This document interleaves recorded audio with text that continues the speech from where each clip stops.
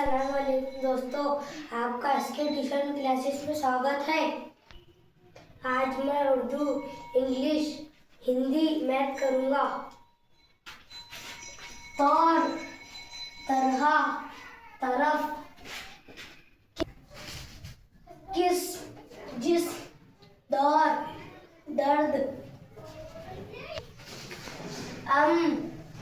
अद, अल, अस, अन, अख,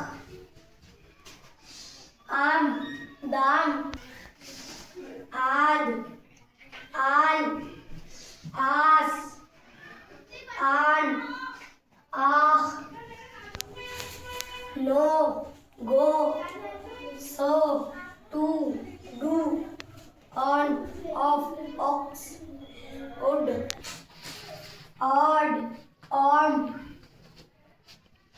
दो, एक और एक दो, दो और तीन पाँच, तीन और चार सात, दो और तीन पाँच,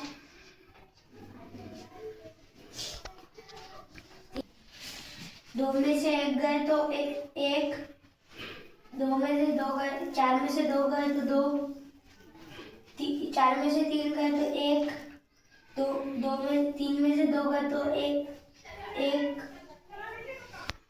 मैं उम्मीद करता हूँ कि आपको मेरा वीडियो पसंद आया होगा। इस चैनल को लाइक करो, सब्सक्राइब करो। खुदा हाफिज।